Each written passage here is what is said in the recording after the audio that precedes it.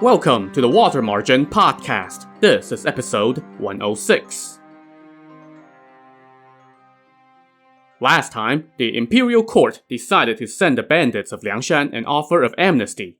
But with just about everyone on both sides who's not named Song Jiang actively working to sabotage the deal, the mission shockingly turned into a debacle, and the envoy, Marshal Chen, barely got out there with his head attached. Once Marshal Chen rushed back to the capital, he told Premier Cai Jing about how the bandits had torn up the imperial decree. Premier Cai was outraged. "How dare these two-bit thugs be so rude? How can our country allow you to act so recklessly?" he said. Marshal Chen then added while weeping, "If not for your blessings, I would have died at Liangshan. I am only standing in your grace's presence because I escaped certain death." Premier Cai now summoned Tong Guan, the Chancellor of the Bureau of Military Affairs, and Marshal Gao Qiu and the Marshal Yang who got beaten up by Li Kui previously.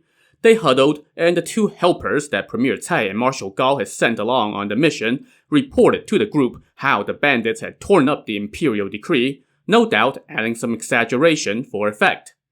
Marshal Yang said, "Who was it that suggested offering them amnesty in the first place? How can such a group of thugs be given clemency?"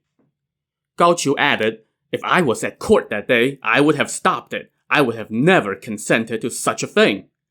Tong Guan now scoffed.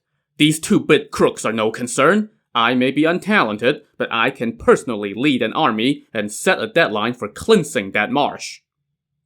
So it was agreed. The next morning at court, Premier Cai informed the emperor about the debacle, and the emperor was irate. He asked who it was that had suggested the idea of amnesty in the first place, and his attendant told him that it was the Inspector General.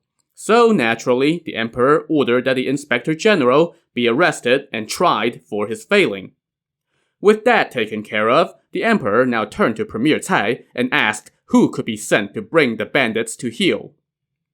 "These bandits cannot be tamed without deploying a large force," Premier Cai said. "In my humble opinion, you must send the Chancellor of Military Affairs to personally lead a large army. He will be victorious in no time." So the emperor summoned Tong Guan, who was chomping at the bit to take a shot at the bandits. Marshal Gao and Marshal Yang also supported the idea, so the emperor handed down a decree putting Tong Guan in command and giving him the power to mobilize troops from wherever he deemed fit in order to put down the Liangshan bandits. Tong Guan got right to work, calling up 10,000 troops from each of the 8 military districts under the command of the capital to be led by their local commander. He also mobilized another 20,000 men from the Imperial Guard to protect the main body of the army. Gao Qiu, meanwhile, was in charge of sending provisions for the troops. Once the army was assembled, Tong Guan set out on an auspicious day. Marshal Gao and Marshal Yang gave him a going-away banquet, and the imperial court ordered that money be distributed among the troops as a reward. The next day, Tong Guan said goodbye to the emperor and headed out of the capital. A little more than a mile into his journey, he was met at an outpost by all the court officials, led by Marshal Gao and Marshal Yang. Tong Guan dismounted, and Marshal Gao offered him a cup of wine, telling him, "Chancellor, you will no doubt render great service to the court on this trip. I wish you a speedy victory. These bandits are at home in their marsh. You should first cut off their food supply, set up strong camps, lure them down from their mountain, and then attack. Then you would be able to capture them all alive, and justify the court's faith in you." "Thank you for your advice. I would never dare to forget it," Tong Guan said.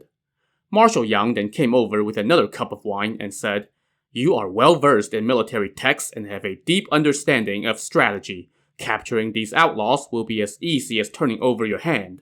These bandits have been relying on their geographical advantage, but I am sure you will have a good strategy once you arrive on the scene." "I will proceed as the situation dictates when I get there," Tong Guan reassured him. "We shall eagerly await your triumphant return outside the gates of the capital," both marshals told him as they took their leave. Then they all got back on their horses, and the various officials saw the army off for a bit before turning back. Tong Guan's troops now marched in strict order, with him commanding the center. Within a couple days, this impressive army of 100,000 arrived at the borders of Jizhou Prefecture. The local prefect, Prefect Zhang, came out to greet them, while the army encamped outside the prefectural seat. Tongguan entered the city and met with Prefect Zhang at his office. The outlaws of the Marsh have been killing innocent civilians, robbing traveling merchants, and committing many wicked acts, Tongguan said. Time and again, troops have been sent to apprehend them, but they have not succeeded, and the bandits have been allowed to spread. Now, I am leading 100,000 men and hundreds of officers. I shall promptly cleanse their lair and apprehend all of the bandits to protect the civilians. But Prefect Zhang told him, Chancellor, these bandits hide in their swamp. Even though they are outlaws, they have among them many men of wisdom and courage. You must not let yourself be governed by anger. You are leading your troops on a distant campaign. You must use strategy in order to succeed. But Tongguan became irate at this advice. It's cowards like you who have let the country down and allowed the bandits to build up their strength. What do I have to fear? Well, that shut Prefect Zhang up, and he just focused on setting up a banquet for Tongguan. The next day, Tongguan marched his army forward and set up camp near the marsh surrounding Liangshan. Tongguan then handed out assignments to his various generals, and after 3 rounds of drums, the entire army began to advance toward the marsh. They had gone but a few miles when they saw a cloud of dust in the distance as a bandit scouting party approached. As they drew near, you could hear the jingling of the bells on their horses. It was a party of about 30 riders, all wearing black headscarves and green battle robes. Their horses all had red tassels hanging from their necks, and dozens of little bronze bells on each side, while their tails were decorated with pheasant plumes. All the riders carried long, thin lances, banded with silver, as well as light bows and arrows. At the head of this scouting party was the chieftain Zhang Qing, the featherless arrow, and he was flanked by his 2 lieutenants, Gong Wang, the flowery-necked tiger, and Ding Desun, the arrow-struck tiger. This group rode to within 100 paces of Tongguan's army before turning around and riding away. The 2 vanguard generals in Tongguan's army did not dare to give chase without orders, so they just sent word of this to Tongguan, who was positioned in the main column. Tongguan now personally rode to the front. As he was deliberating, Zhang Qing and his scouting party came back again. Tongguan was just about to order a pursuit, but his officers said, That guy carries a pouch filled with stones, and he never misses with them. We must not give chase. So Zhang Qing circled back 3 times in all. Tongguan did not give chase, so Zhang Qing just fell back. Tongguan's army then resumed its advance, but after less than 2 miles, they heard the sound of gongs banging from behind a hill, and 500 bandit infantrymen appeared, led by 4 chieftains, Li Kui the Black Whirlwind, Fan Rui, the Demon King of Chaos, and the 2 shield-bearers, Xiang Chong and Li Gun. This fierce-looking lot spread out in a row across the foot of the hill, protecting its flanks with shields. But Tongguan was less intimidated by this obstacle, so he pointed with his whip and his army charged forward. The bandits split into 2 groups and fled, dragging their shields behind them as they retreated past the foot of the hill. Tongguan's troops pursued the bandits through the mouth of the canyon and saw a flat plain, so they lined up there in formation. But by then, Li Kui and company had disappeared into the woods and hills. Tongguan's men now erected a tall wooden command platform. 2 of his strategists went to the top of the platform and directed the troops into position to form a battle formation that resembled 4 hollow scoops. They had barely finished lining up when cannons rang out from the hills and an army darted out. Tongguan scaled the command platform to see this for himself. He saw the bandit army coming from the east, composed of 4 units, all carrying different color flags. Just then, another army charged out from the west, also consisting of 4 units. Tongguan's generals rushed to the center of the army and set up a defensive formation. As the bandit forces came closer from the south, Tongguan's officers could see that they were cloaked in red armor and battle robes and carrying fiery red banners. At their head was a red banner bearing the stitching of the 6 stars of the Southern Dipper and the emblem of a bird. Where that banner waved, a general galloped out. His command flag said, Vanguard General Qin Ming, the Fiery Thunderbolt, and he was flanked by the generals of Holy Water and Sacred Fire, Shan Tinggui and Wei Dingguo. All 3 of them sat atop red horses and wielded their weapons at the front of the lines. To the east, another bandit army lined up. They were dressed in green and carried green flags. The lead banner boasted an image of the 4 stars of the Eastern Dipper and a green dragon. At the head of this army was Guan Sheng, the Great Saber, flanked by his lieutenants Xuan Zan, the ugly prince consort, and Hao Siwen, the wood dog of Well.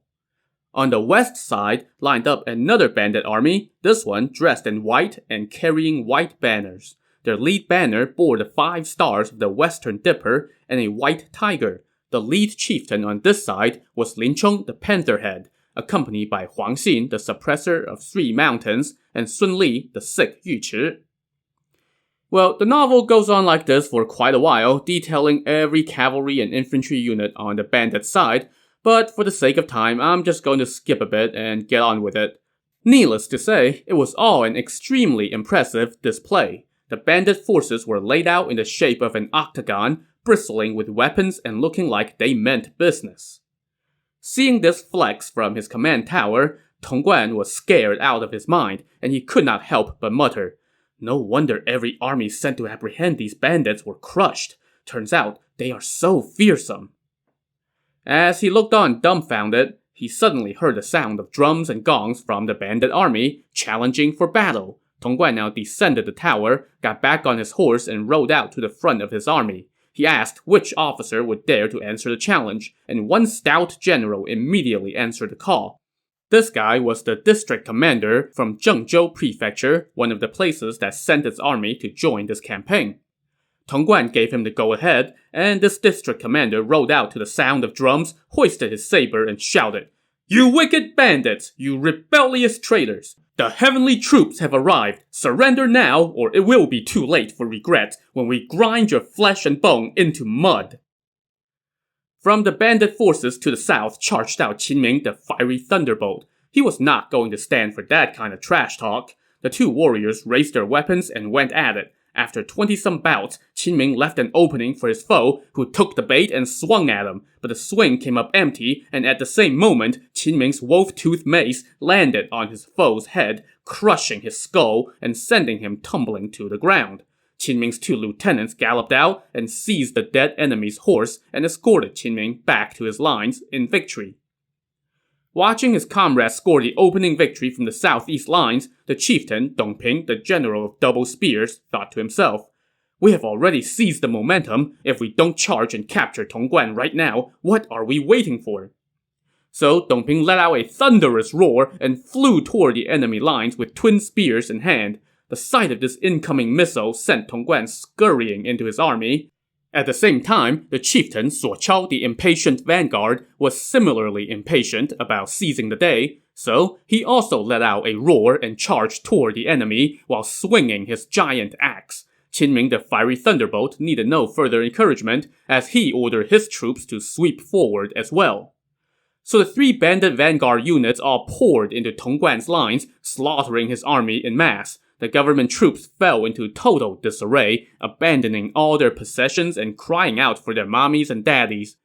By the time the massacre was over, Tong Guan's forces had been sent running for 10 miles and lost more than 10,000 men. And the only reason it wasn't worse was that the strategist Wu Yong signaled for the bandit army to fall back, telling them, "We must not throw everything into the chase just yet. This was just to send a message." While the bandits returned to base to celebrate, Tong Guan regrouped his tattered army and set up camp. He was quite troubled when he met with his officers to discuss their next steps. 2 of his generals, however, told him, "There is no need to be concerned. The bandits knew we were coming, so they set up this formation to wait for us. We fell into their trap only because we had just arrived and did not know their true strength. These bandits are relying on their geographic advantage and putting up a strong front. Let's reorganize our troops, rest for 3 days to rebuild our strength, and then we can deploy our forces in the long serpent formation and advance all on foot.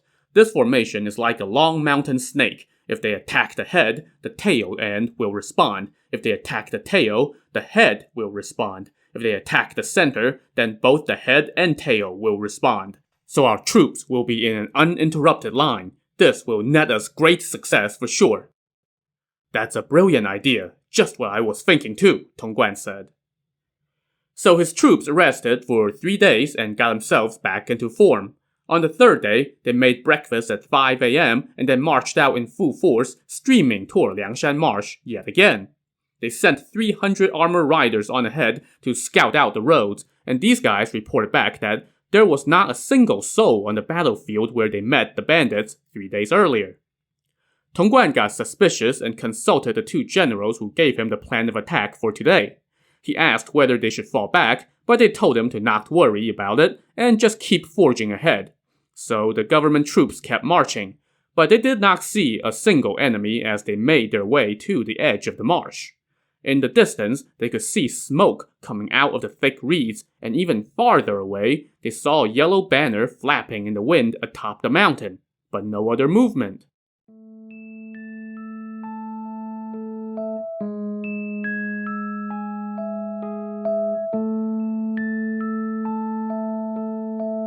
Just then, they saw a small boat across the way with one person on board. That guy was wearing a conical hat and a cape made from coconut fiber. He sat sideways on the boat, with his back to the government troops, and he seemed to be absorbed with fishing. Tong Guan's infantrymen shouted toward the boat, "Where are the bandits?"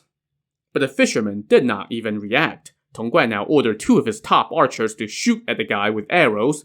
The 2 archers rowed to the beach, reined in their horses, took aim at the fisherman's back, and let fly an arrow. It struck the guy's hat, but just glanced off into the water. They took aim again and let fly another shot, but this one just bounced off the cape and into the water as well. The 2 archers were stunned and reported back to Tong Guan that whatever that guy was wearing, it seemed to be impervious to arrows. Tong Guan thought, maybe what we need are more arrows. So he sent 300 more capable archers to go to the beach and shower the fishermen with arrows.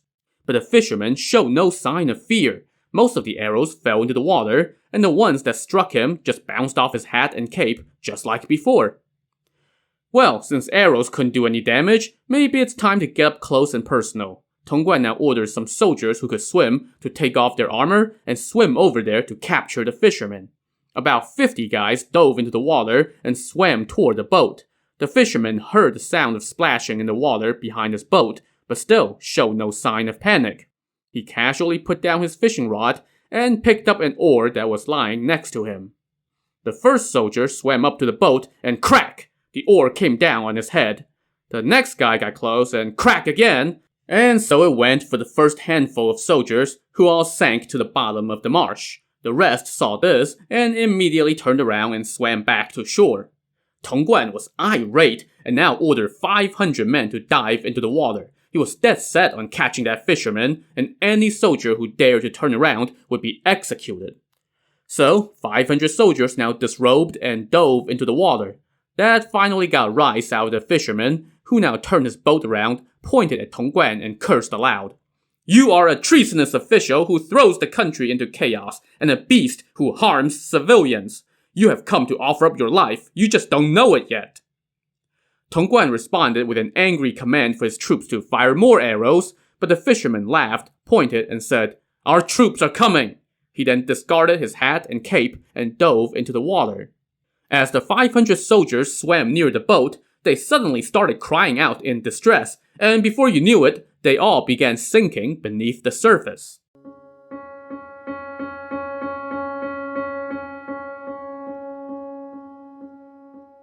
So, this fisherman was Zhang Shun, the white streak in the waves. The hat and cape that he was wearing were forged from bronze, which was why arrows just bounced off of him. And once he dove into the water, he pulled out a dagger and started stabbing the oncoming soldiers. Before long, the bodies were piling up at the bottom of the marsh, and the surface of the water was turning red with blood. And the lucky and not quite so dumb among the soldiers were doggy paddling back to shore. Tong Guan was stunned as he watched this bloody scene unfold. Just then, one of his officers pointed and said that the yellow banner atop the mountain was waving. Tong Guan saw it, but neither he nor his officers had any idea what that might signal.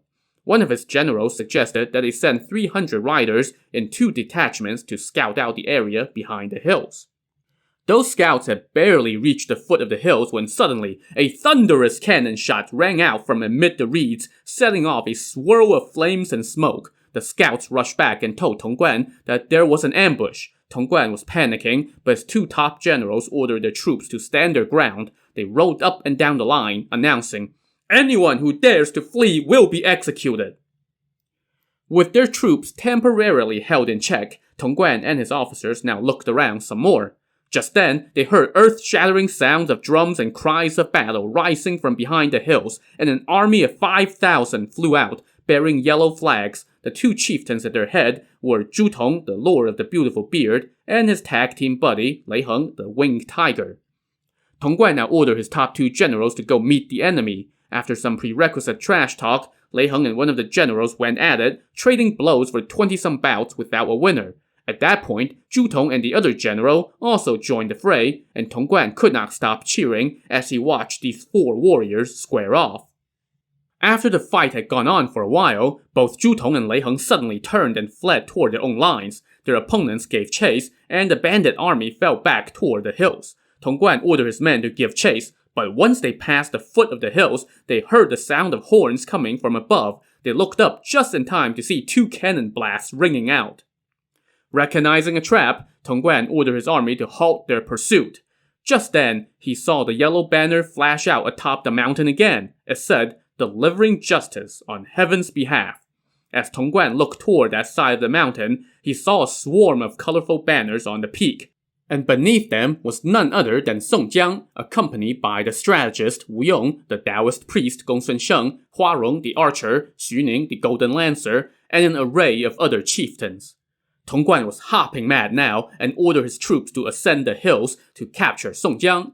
But they were greeted by blaring music and raucous laughter from the bandits, which made Tong Guan even angrier. Grinding his teeth, he barked, "How dare that outlaw taunt me! I must capture him today!" One of his generals advised that, "Hey, they probably want you to try to go up there. It's obviously a trap, so why don't we fall back and try again another day?"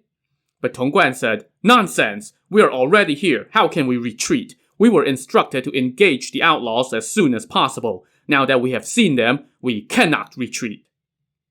But at that moment, the rear column of his army started shouting, and a scout rushed onto the scene telling him, "An army charged out from behind the western hills and split our rear column into two." Tong Guan was shocked and quickly rushed to the rear of his army to provide support. But just then, drums echoed from the hills to the east, and an army of 5,000 flew out, with half the troops carrying red banners and the other half carrying green banners. They were led by Qin Ming, the fiery thunderbolt, and Guan Sheng, the great saber. They galloped toward Tong Guan, shouting for him to leave them his head. Tong Guan ordered his two generals to go face the enemy, but at the same time, his rear column was still under assault, so he ordered a retreat. But facing attack from two sides, the retreat soon turned into chaos, and Tong Guan was reduced to fleeing under the protection of his two generals. As they were running, they were accosted by another bandit force, this one led by Lin Chong the Pantherhead and Hu Yanzhuo the Twin Staffs. Lin Chong made quick work of one of Tong Guan's district commanders, which took the fight out of the other officers, and they just all kept running. Just then, they were hit again by an infantry unit of bandits led by Lu Zhishen, the Flowery Monk, and Wu Song, the Pilgrim, and they smashed the remaining government troops into pieces. Tong Guan and the survivors fought their way out of this melee, went around the hill, and were just catching their breath when they heard yet another cannon blast, followed by the sound of drums and the appearance of yet more bandit forces. And so it went, as Tong Guan and company got hit by one bandit ambush after another on their way out, losing 4 of his district commanders in the fighting. By now, Tong Guan and his top 2 generals were trapped on a hill with nowhere to go. One of the generals said, "I saw that we still have a large force positioned to the south, and their banners have not fallen. They can save us. You stay here, and I will fight my way out to bring that army here to rescue you." And so he went, and this guy actually did manage to reach those reinforcements and brought them back to the hill where Tong Guan was trapped. By now, it was night. They met up with Tong Guan and decided to fight their way out that night.